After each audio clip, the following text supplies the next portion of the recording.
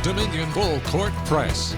Well, football may be in full force, but basketball season right around the corner. Good evening and welcome to tonight's tip-off edition of the Old Dominion Full Court Press, the first campaign in the Sun Belt for the Monarchs, and they'll look to some returners to take the next step and elevate the program.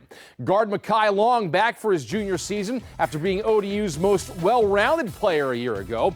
Long among the top three on the team in scoring, rebounding, steals, and minutes played. Charles Smith also back looking to build on last season's showing. Guards D'Angelo Steins and Emo Essien expected to make significant jumps this year also.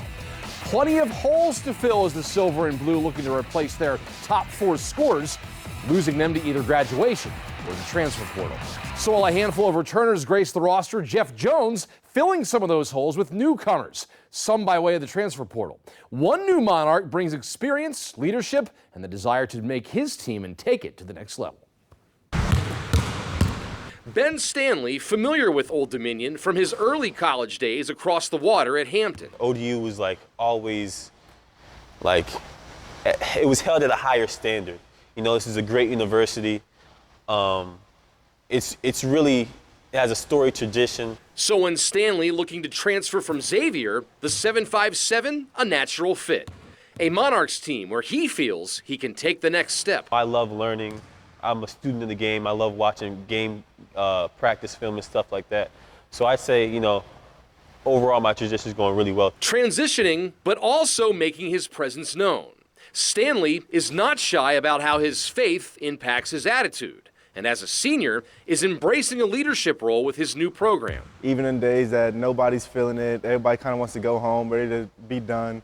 Ben is the voice that we hear telling us to keep going, giving us motivation, and just giving us a reason to keep working hard. Try to lead like Jesus would, you know, lead, try to be a servant first, try to see what my teammates want or how I can affect and help their game out first, and then, you know, lead by example. When he's not on the court, you can usually find the forward at home with his wife Amira, the two meeting at Xavier and recently tying the knot. She makes appointments for me, she cooks my meals, and she's also pregnant, so she's a superhuman. Yeah. So it's not even about me managing it, it's about me being blessed to have an amazing wife. And teammates who are not afraid to give him a little good-natured ribbing. When we're all about to go out to a party or something, I'll joke with Ben, like, make sure you ask your wife or do something, you know, just kind of messing with him every now and then. Every once in a while, you know, if my teammates really want me to, I may have to ask the wife for permission. And she may let me, may not, but I let them know, like, I'll ask, but it comes down to Mrs. Stanley what she wants. When it comes to basketball, the Stanleys and the Monarchs want the same thing, success. And the senior hoping that his final stop in college will lead him to the ultimate destination. I really want to go to the NCAA tournament.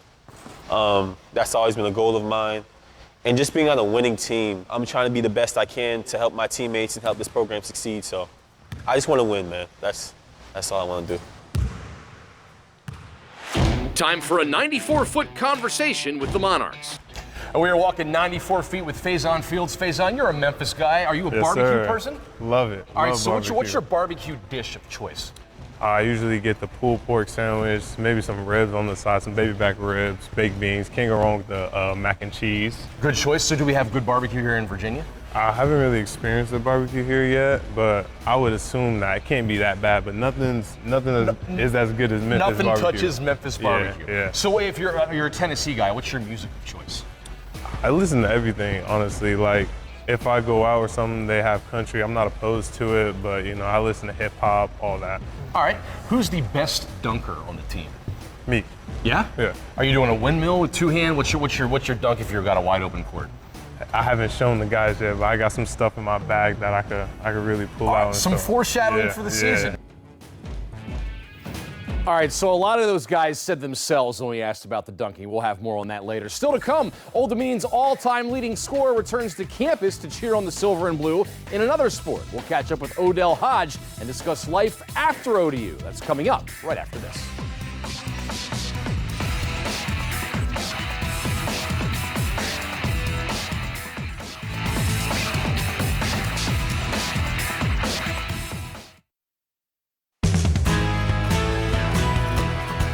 Well, we are inside 2 weeks until the Monarchs hold their first official practice. That'll be September 27th, and then a 6-week sprint to get ready for the season opener. 7 home games on the non-conference slate, including 3 7-5-7 rivals. November 7th finds the Monarchs tipping off the season at home against Maryland Eastern Shore and back home again against Virginia Wesleyan after a trip up to Philadelphia and Drexel. They'll get 3 games at the Charleston Classic, beginning with Virginia Tech on November 17th. East Carolina visits Chartway this year as well after the trip there last year. 4 straight home games to close out the non-league portion of the schedule, including 3 Commonwealth foes.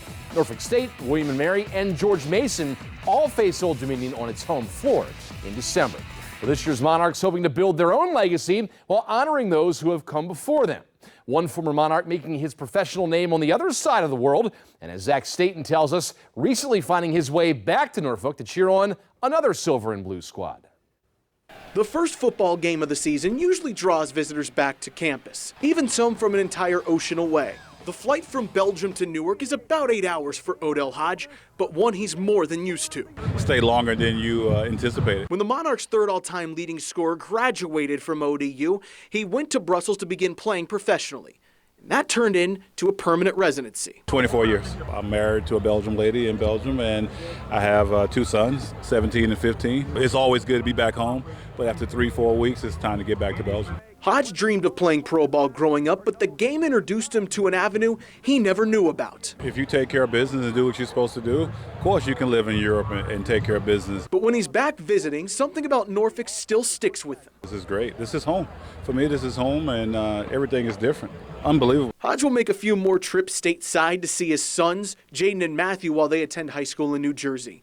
And with those travels, Hodge might be making one more move. Who knows? Maybe I'll come back and live here in this area pretty soon. Zach Staten, News 3 Sports.